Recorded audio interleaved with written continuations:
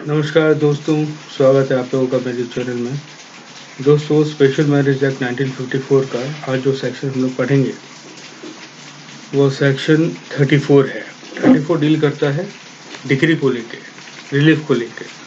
तो डाइवोर्स की जो पिटिशन की जाती है वो चाहे चैप्टर 5 के अंदर में हो या चैप्टर 6 के अंदर में हो, तो कोर्ट का काम है रिलीफ देना, ठीक है ना, उसके ऊपर में डिग्री देना।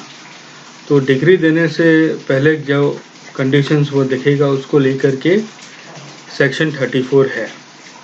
तो सेक्शन 34 ये बोलता है कि कोर्ट डिग्री दे देगा, रिलीफ दे देगा, लेकिन वो देखेगा, क्या देखेगा, उसके कुछ कुछ एक कंडीशंस है। आइए उसको एक एक करके देखते हैं। तो पहला ये है आपका कि वो ये देखेगा कि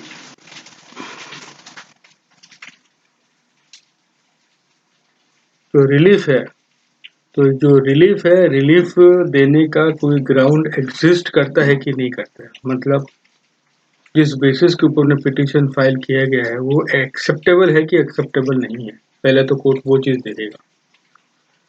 अच्छा, दूसरा जो चीज़ है वो ये, मान लीजिए केस एक्सेप्ट हो गया और चल रहा है, और डाइवोर्स जो मांगा गया है वो मांगा गया है कौन से ग्राउंड के ऊपर में?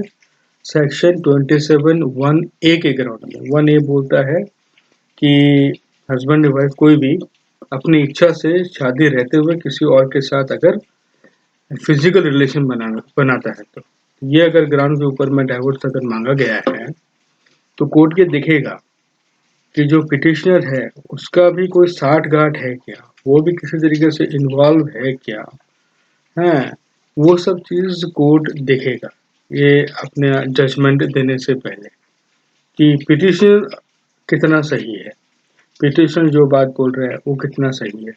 ये तो नहीं कि मान लीजिए रेस्पोंडेंट इन्वॉल्व था सेक्सुअल इंटरकोर्स से, लेकिन उसको पिटिशनर को पता था, पिटिशनर की मर्जी से हुआ, ठीक है ना।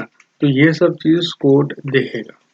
यही केस हो गया आपका क्रुएल्टी के ऊपर में। क्रुएल्टी के ऊपर भी अगर डाइवोर्स मांगा जाता है तो भी कोर्ट देखेगा कि इसमें पिटिशनर का कोई लेना देना है कि नहीं है, उसकी मर्जी छुपी हुई है कि नहीं है, तो ये कुछ उसको फंसाने की कोशिश कर रहा है कि नहीं कर रहा है, तो ये कोर्ट देखेगा। उसके बाद है कि मान लीजिए कि अगर म्यूचुअल डाइवोर्स लिया जा रहा है, म्यूचुअली अगर लिया जा रहा है, तो कोर्ट ये देखेगा कि जो म्यूचुअल तो डाइवोर्स लिया जा रहा है लेकिन उसमें दोनों की अपनी इच्छा इन्वॉल्व है कि नहीं है। ये तो नहीं है कि फॉल्स चीज बता करके, फ्रॉड करके, मिस रिप्रेजेंटेशन करके, कोयर्सन करके, हैं, ये डाइवोर्स लिया जा रहा है। तो ये कोर्ट देखेगा अगर म्यूचुअल डाइवोर्स है तो। उसके बाद है कि दोनों पार्टी जो डाइवोर्स लेने के लिए आए हैं उसके बीच में कोई साठगांठ तो नहीं है, कुछ म्यूचुअल बेनिफिट के लिए तो नहीं किया जा रहा है, कुछ फ्रॉड तो इन्वॉल्व नहीं है, कोर्ट को गुमराह करने के लिए तो ये नहीं किया जा रहा, ये भी कोर्ट देखेगा। कोर्ट ये भी देखेगा कि जो डाइवोर्स की जो प्रोसीडिंग शुरू हुई है तो प्रोसीडिंग चलाने में तो कोई डिले नहीं हो रही है, और डिले पार्टीज अपनी इच्छा से तो नहीं कर रहे हैं, ये भी कोर्ट देखेगा। उसके बाद अगर कोर्ट को ऐसा लगता है कि भाई नहीं सब कुछ सही है, कोई प्रॉब्लम नहीं है, तो वो डाइवोर्स का जो जजमेंट है वो जजमेंट वो दे सकता है, वो रिलीफ वो दे देगा, ठीक है। उसके बाद ये चीज है, ये तो हो गया कि डाइवोर्स जो कोर्ट देगा या अपना जो रिलीफ कोर्ट देगा, तो कोर्ट क्या देखेगा, ये सब सेक्शन 1 में ग्राउंड्स बोला गया है कि वो ग्राउंड्स कोर्ट को सही लगता है तो डिसीजन देगा। सेकंड जो सब सेक्शन है वो ये बोलता है कि कोर्ट की एक रिस्पॉन्सिबिलिटी रहती है कि शादी ना टूटे, ठीक है ना। तो वो कोशिश करेगा कि शादी ना टूटे, इसको रिकंसिलिएशन ऑफ मैरिज बोलते हैं। तो इसमें ये बोला गया है कि कोर्ट ये कोशिश करेगा, कोर्ट की ये ड्यूटी रहेगी कि वो कोशिश करे कि शादी ना टूटे। इसमें कुछ एक एक्सेप्शन है। अगर डाइवोर्स का जो ग्राउंड है, डाइवोर्स लेने का जो ग्राउंड है, वो अगर सेक्शन 27 सबसेक्शन 1 का क्लाउज सी है, क्लाउज ई है, क्लाउज एफ है, क्लाउज जी है, क्लाउज एच है, तो रिकंसिलिएशन करने की कोई ज़रूरत नहीं है। तो ये सब क्लाउजेस का बारे में मैं पहले अपनी वीडियो में बताया हूँ, मैं छोटा सा बता देता हूँ।